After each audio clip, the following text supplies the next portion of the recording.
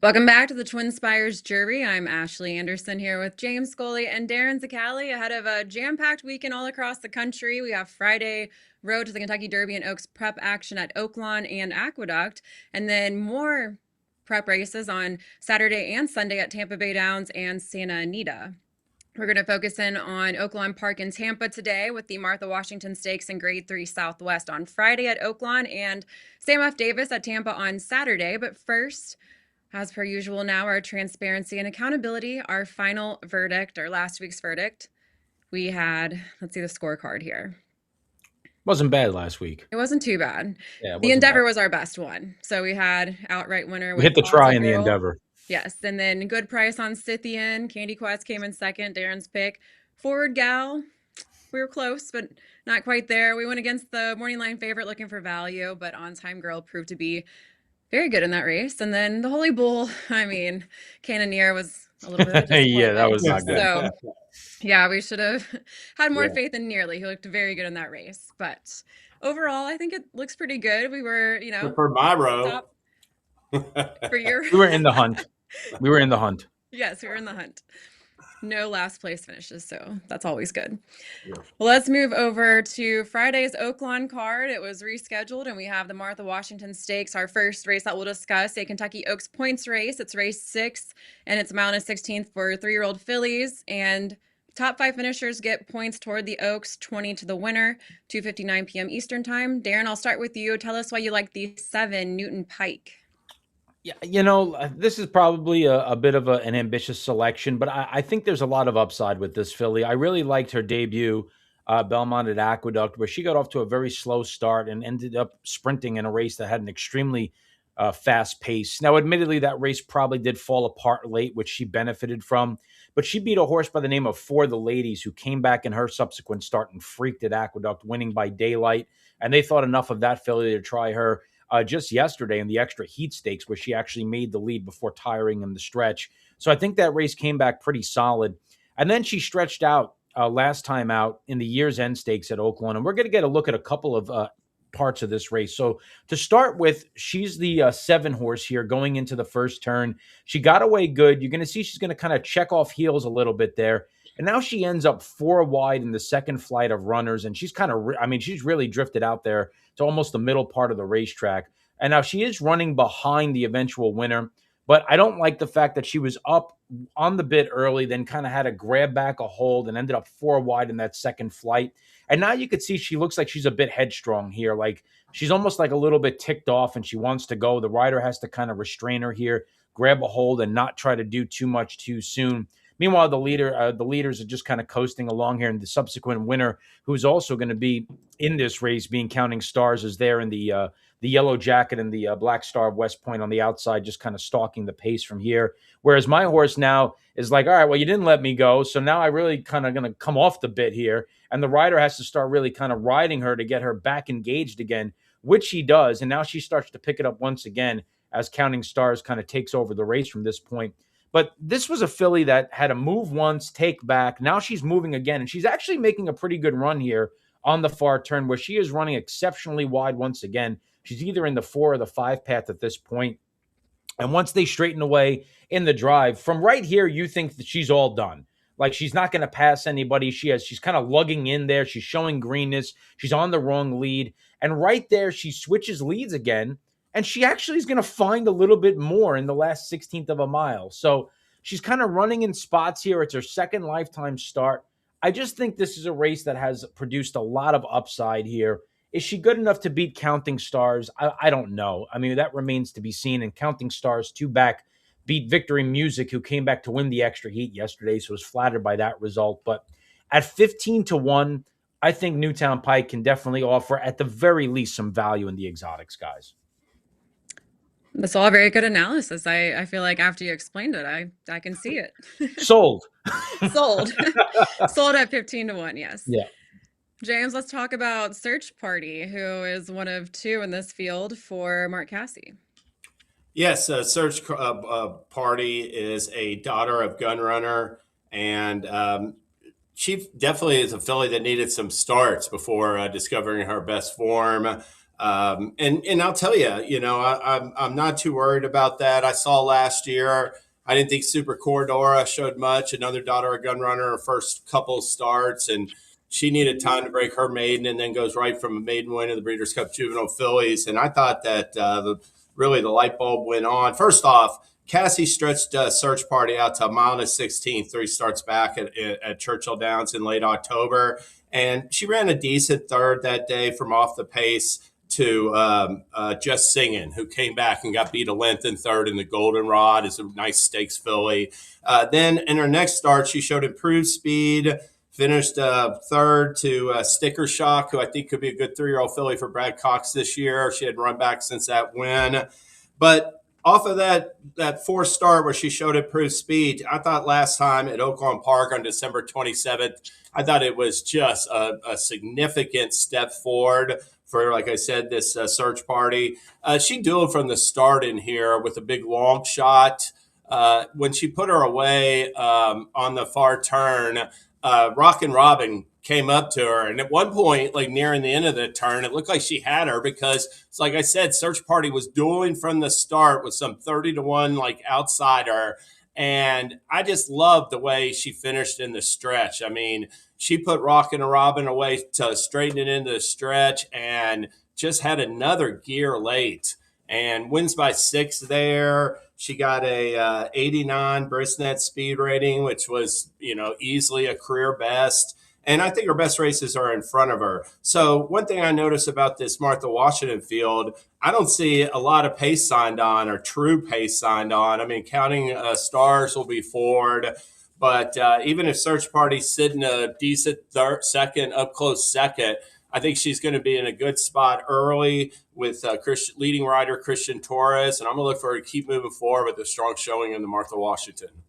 Yeah, I always do make note of horses when they show up at Oaklawn and they jump up with big form because it kind of works both ways. We talk about when horses leave Oaklawn, a lot of them don't take their form with them, but when horses like Oaklawn, they really like Oaklawn, and that could definitely be a product of that performance. The 3 favorites from a Ragozin standpoint, they're all running 14s and 15s, which stand out. So no surprise at all that that these are going to be the 3 that take money. And if Search Party runs back to that figure, she's a major win player. And I went with the other Cassie horse here, who's the second choice on the morning line, who also really likes Oaklawn, 2 for 2 at the track, and 3 for 4 overall with a pair of stakes wins by a combined 10 lengths. Her lone loss was in the Myrtlewood, going 6 furlongs, and the runner-up that day was On Time Girl, who we talked about earlier, just won the Forward Gal and followed up her runner-up effort in the Myrtlewood with a win in the Fern Creek. Now, Counting Stars last out pressed the pace and drew off the win by 6 lengths in the years in, going a mile. Definitely bred to go longer. So, I mean, adding a little bit extra distance here, no problem at all. Francisco Arrieta retains the mount, 2 for 2 with the filly. It was just, there wasn't anything I could count against her. So I'm going with a 5. And I hope I'm not wrong. Or, Hit Parade's in this field, and I feel like I've been wanting to fade this horse, and I'm wrong every time. But it seems like this is the race where Hit Parade finally comes back down to earth. None of us seem to like Hit Parade, right? Not a matter of not liking her. The horse that she beat, Love Your Neighbor, last time, I think is going to be a quality filly. I just think that Counting Stars has been so impressive, and Search Party's last race was so impressive. Of the 3, I think Hit Parade is probably the least likely winner, which is kind of interesting because she's 2 to 1. So I think Counting Stars is the most likely winner of the race. If I'm being honest. Yeah. Yeah, and Darin referenced it. That Love Your Neighbor, her rein broke in the stretch of that last race. So I thought it really compromised her. Let's move over to the Grade 3 Southwest on the road to the Kentucky Derby. And this is a loaded field, even with a scratch of litmus test. Race 11, a mile and a 16 for 3-year-olds. A similar sliding scale of points with 20 to the winner and a 5:40 p.m. Eastern time post time. James, we'll start with you and Silent Tactic at a big price. Yeah, I'll tell you, the Silent Tactic ran his first 2 races on the Tapeta track at Woodbine last fall, won first out in a maiden, and then ran a close second in the Grade 3 Gray. Came back, first dirt start in the Smarty Jones, and he caught a race that day, absolute walking pace. I mean, they went almost 50 for the half, but then they really slowed it down to 114 and 4 for 6 furlongs. And he had a tough trip. He got all shut off in traffic on the backstretch. It cost him positioning there. And I thought this was a massive effort, come rolling late for second. I've been following these Brisnet Ultimate PPs for more than a decade. And yeah, I see a race as a fast pace. I'm not surprised when some horse runs a big late pace number from off the pace, but you're not going to see too many races that go like 6 furlongs, almost 115, and some horse that closes from like 10 lengths off the pace and gets a triple digit Brisnet late pace number. So I thought that was like he got a 103 Silent Tactic did in the Smarty Jones. So I thought that was a big second place effort. No chance he's 20-1. I mean, I'm not the only person talking about this horse. I even thought it was interesting. Mark Casse, when they caught up to him about strategic risk, he couldn't help but just go on and on about Silent Tactic second. I think he's keen on this horse, and I like the addition of leading rider Christian Torres. So I'm going to pick Silent Tactic from off the pace in the Southwest. Darin, you're going even further outside to the 13. Why do you like Soldier and Diplomat? Well, similar kind of viewpoint on. I mean, obviously the prices are all changing with litmus test not running here. But even before the scratch, was Soldier and Diplomat really a double digit price in this race?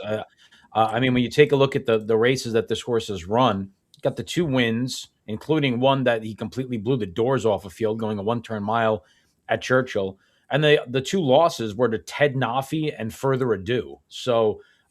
This horse is coming out of some supremely difficult company. And getting a look back at that last race, the Kentucky Jockey Club, this horse prompted the pace here throughout, is going to be alongside Further Ado. And I mean, has the lead here, battling all the way to the wire. And Further Ado here is a horse that is considered a major Triple Crown Kentucky Derby contender. And he's running with this horse to the wire. Just going to get a little bit tired late after setting the pace. But I mean, if this is the profile of a horse that's going to be 12-1 in the Southwest Stakes after battling for the lead and just getting nailed for second after running with Further Ado to the 16th pole, that's plenty to like for me with this horse. I know the wide draw is going to be a little bit of a challenge for him. I do think he's got the tactical speed to overcome it. My one question here, and I kind of looked for it to try to figure out, but couldn't find it. Tyler Gaffleone is not riding here. He is instead still riding tomorrow at Gulfstream Park, which is a little bit curious that he's not going to Oaklawn to ride this horse. So that for me is a little bit of a question, but it's not like I get a bad sub with Jose Ortiz on board at 12-1 either. So I also do like James's pick. In fact, when I handicapped the race, I went back to look to see if any of you guys took one of these 2, and I saw James took Silent Tactics, so I went to Soldier and Diplomat. So we're in pretty lockstep on Silent Tactics chances as well. Yeah, and I'll echo that effort in the Kentucky Jockey Club because considering how that track was playing that evening or late afternoon, that was a tiring track, I thought. And he went a blazing pace. That was way above par. I thought how fast and what a gutty effort. And he doesn't have to be on the lead. I think being outside with Jose Ortiz is going to be favorable in a sense where he can place him wherever he wants. It won't be too far back, but he's going to get some speed up front that's probably going to come back to him, I think. And as far as the morning line, I just couldn't believe he made this decode 3-1. I thought that was a real aggressive morning line on that deuce with litmus test and butane in there. And I don't think, I think he's vulnerable on stretching out the 2 turns in here. Reminds me of Cornucopian's profile. I don't remember if that was going into the Southwest Stakes or the next one or the Rebel, but similar profile. The blowout victory going 6 furlongs and then the bounce to the moon in the next race. We'll see if that happens here. Yeah, I don't like either of the now morning line choices, the 2 or the 3, and I didn't like Litmus Test either. I thought this was a good chance to play bigger prices, which you will have pegged, well, at least bigger prices on the morning line. Let's hit the try in this race, Ashley. So I like the 7, and we had talked about Liberty National in the past, and looking at Fairgrounds last out, I understand the Gunrunner wasn't the strongest stakes race, and I don't think anyone was that high on Chip Honcho coming out of it, but I like the way that Liberty National closed and just came up short last time out. I think there's a lot of horses here that are going to go to the front, and I think it's going to set up well for an off the pace runner. I think the 1 is going to have to go. The 2, I'm not really sure. I would expect to go to the front as well. The 10, 13, I'm thinking Soldier and Diplomat will sit, right off that early pace setter, and then does Butane go straight to the front too? I think that the 7 coming off the pace is in a good spot here, and I don't know if we get 10-1 here either. But I know Kenny McPeak, he's big on Liberty National, and I thought, all things considered, the horse already has a win at a mile and a 16th, and just barely missed last out. So I really wanted to play this horse next start out, and I like the price I'm getting at 10-1. I had 3 horses in here that I really liked. I liked Strategic Risk, and I liked your horse as well, Darin, Soldier and Diplomat. So I'm getting decent prices there with Strategic Risk, and hopefully I don't really expect the 2 to take that much money actually, but hopefully the 2 and the 3 end up taking some money so that I can get a decent price on Liberty National, and all of us can get decent prices on the horse that we picked. Yeah. But I don't know. I'm really skeptical on the 2. No, so am I, and to your point about the fairgrounds races, look, I agree. I don't necessarily know how strong those 3-year-olds are yet. I do think Chip Honcho, people are going to maybe knock Liberty National because he ran 4th in his subsequent try. But if you go back and you watch that most recent race in the Lecomte, you can make the argument that Chip Honcho ran the best race out of anybody, despite running 4th, because he was on the pace and so wide, and the race was. Yeah, and the race was falling apart, and there were closers coming from everywhere, up the rail, between horses, and the fact that he kind of battled that way and hung in there, I thought he actually ran really well despite the 4th place finish. So Liberty National's paired up numbers. He's paired up 14 on rags. The favorites in here are running 11 and 12, so he's not that far behind them. And the pair up usually indicates a move forward is coming, so he's in the mix. All right. I like to hear it. Well, before we move on to the Sam F. Davis, let's talk about promos and tournaments. So I'll turn it over to you, Darin. Yeah, it's been an interesting couple of weeks with all the cancellations because we have been pivoting off of promos and tournaments to the point where my head is about to explode. But we've got some good stuff lined up, and we'll kick it off with the promotions this week. So because the Southwest Stakes and the Withers Stakes have been moved to Friday, we're going to throw $10,000 in a win ladder in the Friday card. This was supposed to be run and include these races in our win ladder last weekend. We're actually adding in another $10,000 to incorporate it for Aqueduct and Oaklawn on Friday. The cards are tremendous. So be sure to be participating in that and take a look at which races. It's not all the races on both cards. So go to the offers page, opt in, and make a note of which races count towards the win ladder on that day. And the same could be said for Saturday, Tampa Bay Downs for the Sam F. Davis Stakes and Santa Anita Park as well. They're going to be included in the $10,000 win ladder on Saturday. Again, same thing. Be sure to check out which races are being included before opting in and diving into the handicapping for these 2 great promotions. Tournaments this weekend are crazy. Oaklawn is firing with their new opportunities, which have been removed from last weekend's cancellations, put into this weekend to go alongside of the stuff we already had going. So we got a lot of stuff. We'll start with tomorrow. It is the Southwest Showdown. $1,000 contest, $750 to your bankroll, $250 to the prize pool. It is going to award seats to both the NHC and the Oaklawn Horse Players Championship on Saturday. We are proud to be a partner with Oaklawn, one of the 2 ADWs that you can participate in if you are not on site at Oaklawn. And we have a feeder for that going on right now that you can still get involved if you're watching live. So go to the tournaments page and get involved and try to win your seats for that tomorrow. Saturday, we have the Sam F. Davis KDBC NHC qualifier featuring Tampa Bay Downs. That is a Derby prep race, of course. $1,000 giving away seats to both the Kentucky Derby Betting Challenge and the NHC. And we are coming up to the NHC in just about 5 weeks' time. So this is one of the last opportunities out there to get a seat. And then Saturday, $3,500 for the heavy hitters, the Oaklawn Horse Players Championship. It's got seats to just about every big contest in it that you could think of throughout the country all year long, plus cash prizes as well. And you can win your way into that with some feeders at TwinSpires. So be sure to go to the tournaments page because there's so much stuff going on the next few days. We've been able to adapt and adjust, but it has been a wild week or so with TwinSpires tournaments, Ashley. Well, we appreciate all of the work you're having to do to rearrange everything because I know you're working like extra hours now. Yeah, it's all But right. well, let's head over to Tampa Bay Downs for Saturday, the Sam F. Davis. It's race 11, a mile and a 16th for 3-year-olds. Similar point scale to the Southwest and the Martha Washington, and it's 5:30 p.m. Eastern time, post time. Darin, let's talk about Oaklawn. Yeah, I didn't get enough of picking double-digit prices the first two races, so I thought I'd do it again. I'll be honest. Ocelli, I think, is really interesting. So I know he's still a maiden, and that makes this a very bold play. His race two back at the fairgrounds when stretched out to a mile and a 16th, I thought was solid. He was extremely wide coming off the turn, and he rallied boldly through the stretch. If that race was a mile and an eighth, he probably wins it over Thunder Buck. Then his next race on January the 17th is the one that I find really, really interesting. That is him on the extreme outside in the pink colors from post 12. He's 5 wide, fanned out here, even draws some contact and has to take back into the kind of the second flight of runners here, and is now about 4 or 5 lengths off of the lead of Reagan's Honor. And Reagan's Honor is going to be the one who subsequently goes on to win this race. So now I think he's probably in a spot that he's a little bit further back. He's 3 wide down the backstretch. He's still engaged.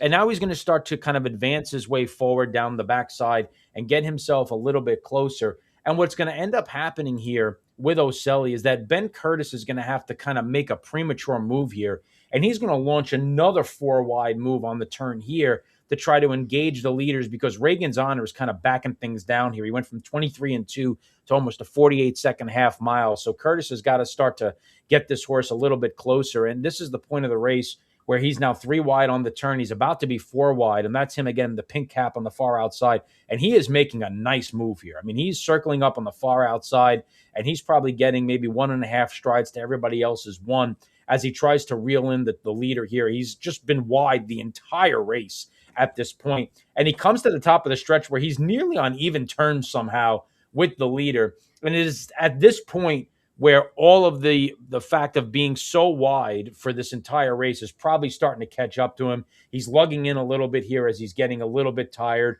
And I think he's done all the running he could possibly do at this point. I was very impressed with this effort. If he comes out of this race and goes in a maiden race, he's 2-5. So I'm going to take him at 15-1 here. Listen, is a win possible? It is.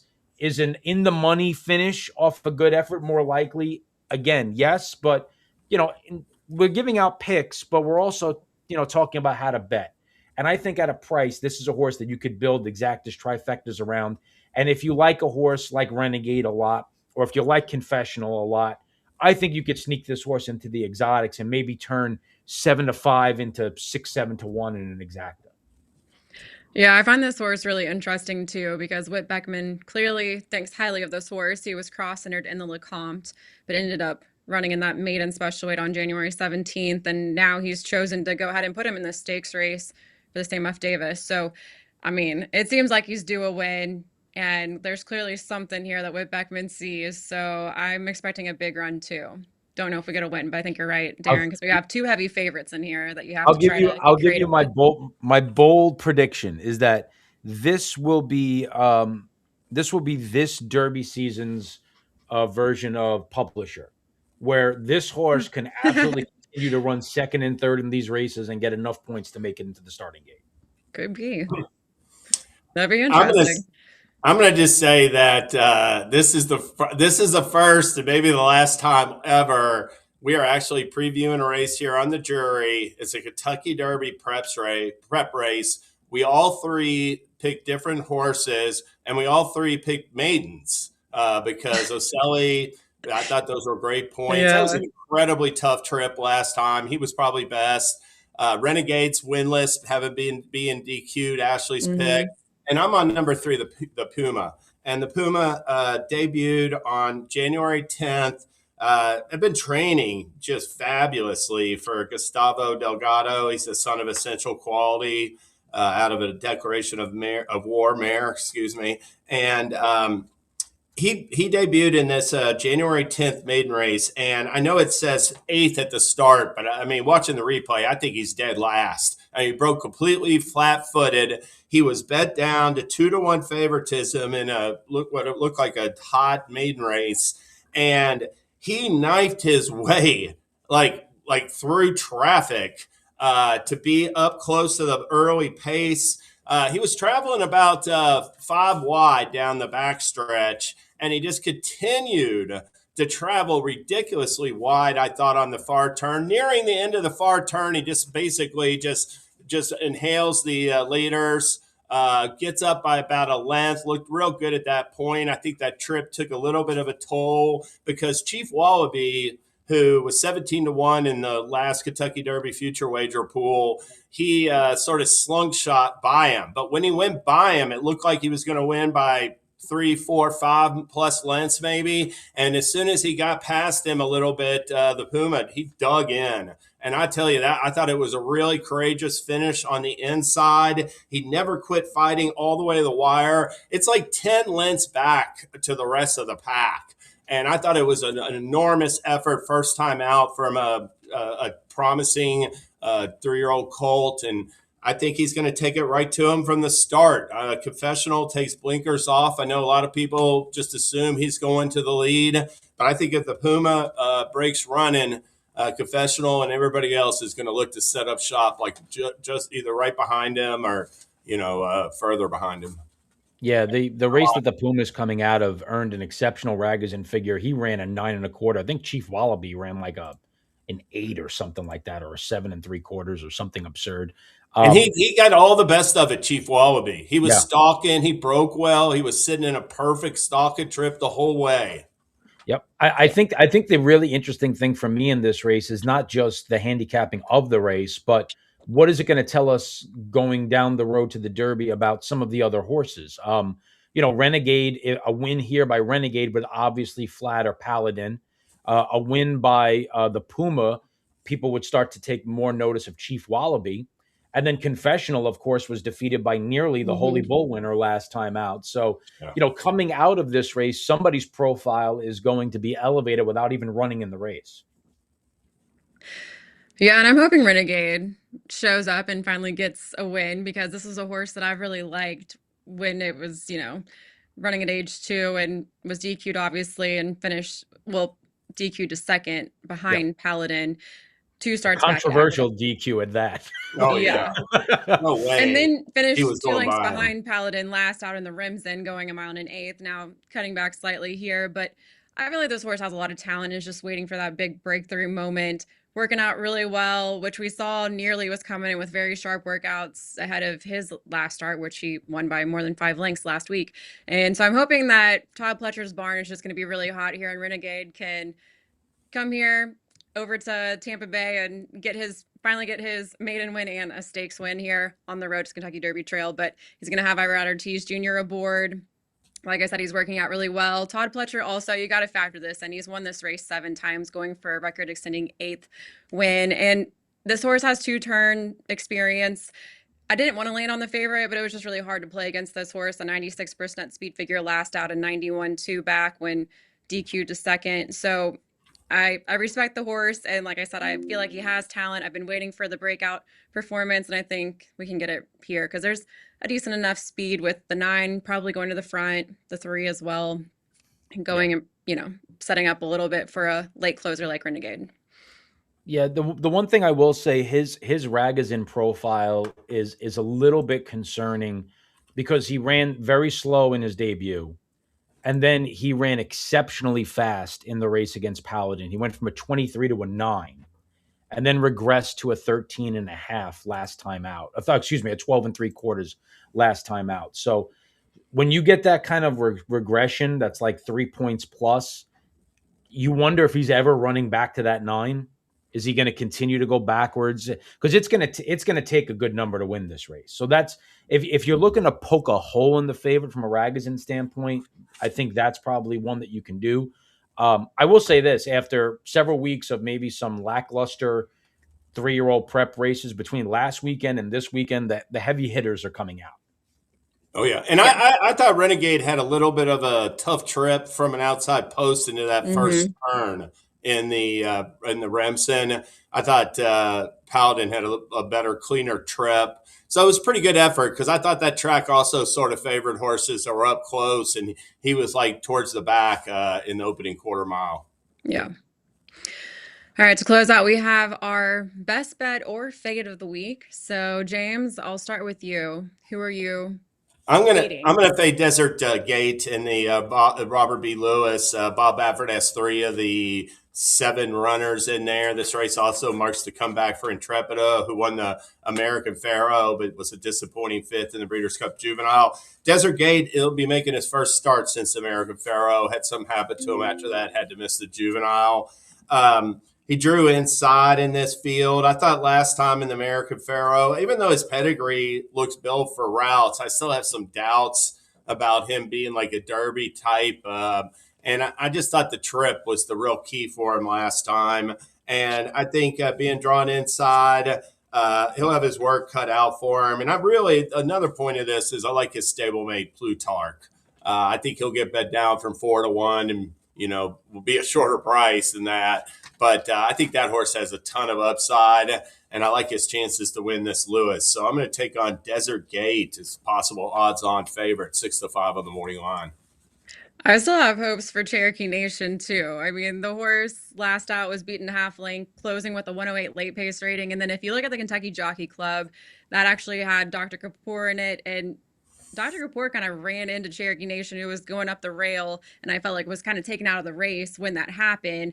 And I didn't think I just kind of draw a line for the Kentucky Jockey Club. I didn't feel like we saw Cherokee Nation anywhere close to what he's capable of. And that was a race too where Further Ado ended up winning. We already talked about, he's a top contender in the Derby Trail. So I still think there's something there with Cherokee Nation. I'm hoping he can get the win here.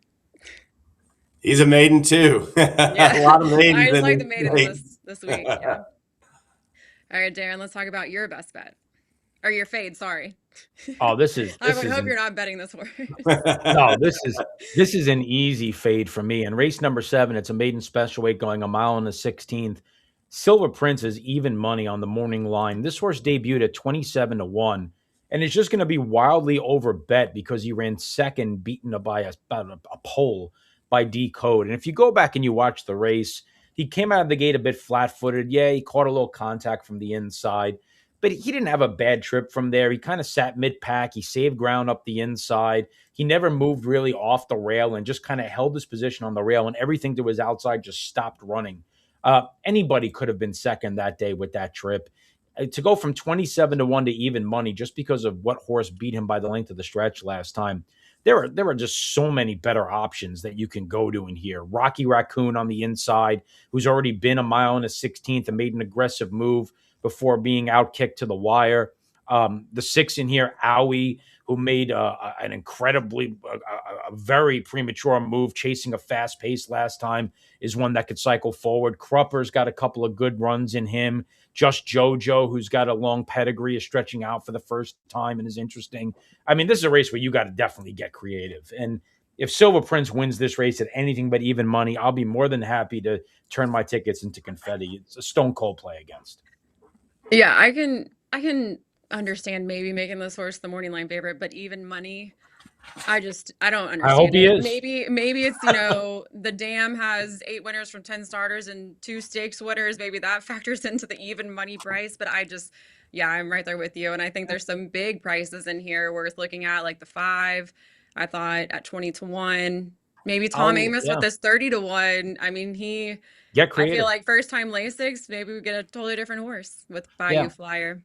And I also forgot to mention one other point. So one of the other things that's kind of difficult for handicappers right now, a lot of these horses have been stabled at places that have been dealing with bad weather, whether it be freezing cold or snowstorms, and tracks have been, closed for training for a week and a half. We had a filly run yesterday at Laurel who got beat a length in a stakes race, and I think she's been on the racetrack twice in the last 2 weeks because of all of the weather and having to ship. And when you take a look at Silver Prince, it's impossible to know how that's going to affect every individual horse. But Silver Prince has one workout since his last race. It was a 49-4 move on January the 8th, which is 4 weeks ago. And then that Oaklawn was closed for training for several days and canceled racing. So how fit is this horse really going to be stretching out to a mile and a 16th off that profile? I know we're getting into some weird intangibles at play, but that is something that handicappers have to take into consideration. anywhere they're looking at any of these racetracks, whether it's New York or Maryland or Kentucky or Oaklawn, because horses have not been able to get on the track a whole lot the last couple of weeks. Yeah, it's a fair point. Well, I'll close out with my best bet of the week, and that's going to be number 8, Sharp Singer, 7-2 in race 9 at Oaklawn on Friday. Came down to one of two horses for me. I mean, the 8-5 morning line favorite, Vital Mind. I feel like certainly you can make your reasons for this horse, but very lightly raced, 1 for 3, both losses at Oaklawn. Now, barely missed on debut at Oaklawn, but last out facing Allowance Company, finished second, 6.5 lengths behind the winner. Eligible to improve third off the layoff, but at a very short price. I liked that I was getting 7-2, and we'll see if it's 7-2 at post time. But if I can get 5-2 even on Sharp Singer, there was a lot to like here. 3 for 4 at the distance, and had a 94 Brisnet speed figure, 2 back at that 6 furlong distance when getting a win, drawing off by 3.5 lengths. Last out was in a restricted stakes, going 6 furlongs, tired to finish 6, chasing a hot pace. Now dropping in class here, picking up Flavian Pratt, and has a sharp workout at Oaklawn on January 11th. I think the pace should be slightly softer here, and I think he's a strong win contender. Like I said, 5-2 or 7-2, I'm good with it, but trying to beat that 8-5 lightly raced morning line favorite. Not the biggest, you know. I went with some lower prices this week, and you all went with the big ones. No, it's fine. I think you'll get a square number enough on this one. I think the 5 is going to take a lot of money. I actually looked at the 5 as a potential fade as well. So happy to see you pick against that one. Well, I have to, since we're all here, we watch football. We have a Giants fan in our group. We have a Bengals fan, and we have a Patriots fan amongst us. So I had to ask. James is an Eagles fan? No, Bengals. Oh, Bengals. I thought you said Eagles. Eagles. I was going to say, how do we get along so well? Well, I just have to ask a few questions, you know, because Super Bowl Sunday is coming up here. First of all, are you taking 4.5 with the Patriots? Or are you laying 4.5 with the Seahawks? I'm going to tease it up 5.5 or so, even take plus odds on it. I like the Seattle to win by at least a touchdown, and I'm going to bet them. Darin, I know you hate the Patriots, so. I mean, aside from, I don't hate the Patriots. I wish the Giants played the Patriots every year in the Super Bowl. It would go extremely well for us. Yeah. Okay. Yeah. No, I listen. I think the AFC was very weak this year. I think the Patriots played one of the easiest schedules we've ever seen. You know, I don't trust Drake May yet in a big spot like this. He beat Jarrett Stidham in the AFC Championship game. I listen. I respect Vrabel and I respect the Patriots defense. I think whoever was coming out of the NFC was going to steamroll this team. So I think Seattle's going to win this and win this thing going away. I'm hoping it's close. Like, I'm going to take 4.5, and maybe I'm being a homer here, but I do think we're going to have a good defensive effort. And yeah, I could see it being a touchdown, that the Seahawks win by at least a touchdown. But I mean, come on, I can't pick against the Patriots here. I at least I put down a bet on 4.5. You better have a small wager on the money line. I mean, come on. Take the point. You got to have something. Okay, on the I money did see line. a couple of weird stats out there that every time the groundhog has seen its shadow, the Patriots have won every Super Bowl, but the most recent one that they were in where the groundhog saw its shadow. And then, well, you have to factor in the history of Sam Darnold versus the Patriots. How can you forget the 4 interceptions and when he was seeing ghosts? But I do think he's in it's a whole different, yeah, I know. He's a whole different player. I'm happy for him to see him land at the Seahawks. The Vikings obviously didn't respect all he did for them last season. So I'm happy for him, but kind of crazy. I had the Rams actually in week 1 as my Super Bowl contender, my Super Bowl bet. So I didn't quite get there, but I'm happy to see the Patriots unexpectedly make it all the way to the Super Bowl this year. And then quickly, I have to ask, you know, Bad Bunny, who's his guest performer? Any thoughts? Jeez. That's a good question. Maybe Taylor Swift, because she doesn't have Travis Kelce playing, so maybe she'll just make a little appearance and surprise everybody. You would think it's got to be somebody that like is not complete contrast, but like somebody who's in a different style of music, you know, like pick like a lead singer of like Steven Tyler or something like that, you know, like something that you San never Francisco imagine. Journey. Do we bring Journey back? They're from San There Francisco. you go. Yeah, but the lead singer of Journey left the band. Well, I mean, you could, Yeah. well, yeah. So Well, that's maybe he makes a big appearance. It would break yeah. the internet, maybe. Maybe he'll Maybe bring not. some. Sings I at the mean, he sings at the baseball Giants games. yeah, that's true. Yeah, I'm a I big don't know. Journey fan, so that would be cool. Yeah. But all right, well, we'll see if there's any miracles here and the Patriots can get a win, but I think it's probably Seattle this year. Anyway, that's all the time we have for today for the jury. And of course, you can head to TwinSpires for those tournaments, promos, to watch and wager on all this Kentucky Derby and Oaks prep action. And we'll be back, well, some of us will be back next Thursday for more of our top plays and best bets and fades.